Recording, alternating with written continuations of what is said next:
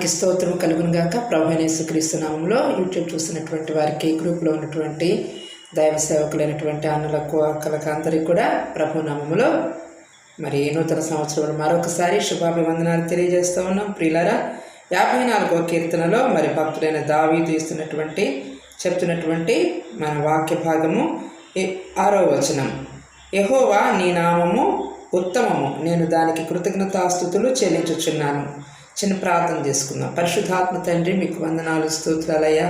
చదవబడిన వాక్య భాగం ద్వారా నీ ప్రేమను బలపరిచి మహిమ పొందుకోమని యేసు నామములో ప్రార్థించి అడిగి వేడుకుంటున్నాం తండ్రి, ఆమేన్. ప్రియులారా, యెహోవా ఈ పదానికి చాలాసార్లు నేను చెప్పాను. స్వయంభవుడు దేవుడు అనే ఆయనే ఉన్నాడు. ఆయనను ఎవరు కూడా చేయలేరు.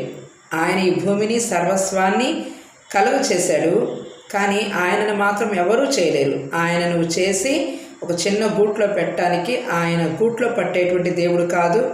నువ్వు చేసి ఒక గుళ్ళో పెడితే గుళ్ళో పట్టేటువంటి దేవుడు కానే కాడు. కాబట్టి దేవుడు అంటే ఆయన సర్వ వ్యాపి, ఆయన సర్వ అంతర్యామి, ఆయన సర్వ శక్తిమంతుడు.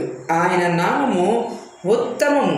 కాబట్టి ఆ ఉత్తమం అనేది ఉంది అంటే అధములు కూడా ఉన్నారని అర్థం. కాబట్టి తక్కువ వారు ఉన్నారు, అన్నిట్లో కల్లా కూడా ది బెస్ట్.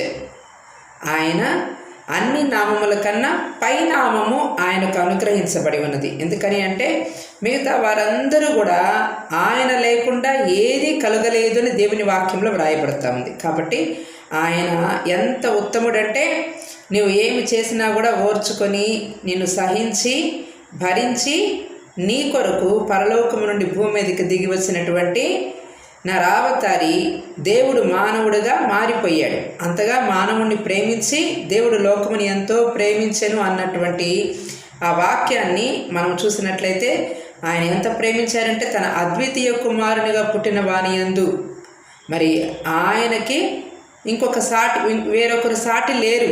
సాటి లేనటువంటి వ్యక్తే దేవుడు.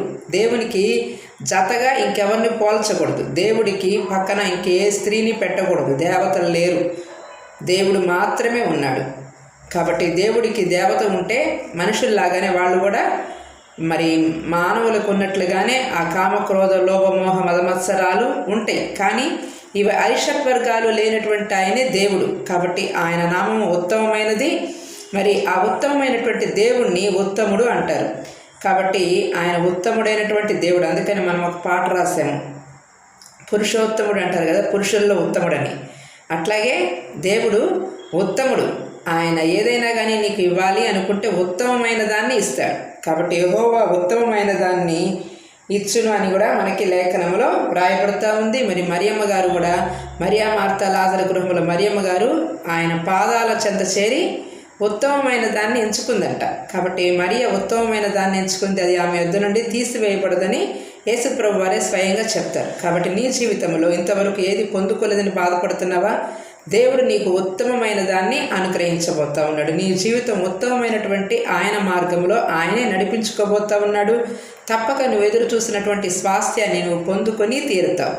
మరి దేవుడు మనకిచ్చినటువంటి ఒక మంచి పాట, యెహోవా నీ నామము ఎంత ఉత్తమమైనటువంటి పాటని మరి గత దినాలు నేను వీడియోలో పంపించానని నాకు గుర్తులేదు. కాబట్టి ఆ యొక్క పల్లవిని నేను పాడతాను.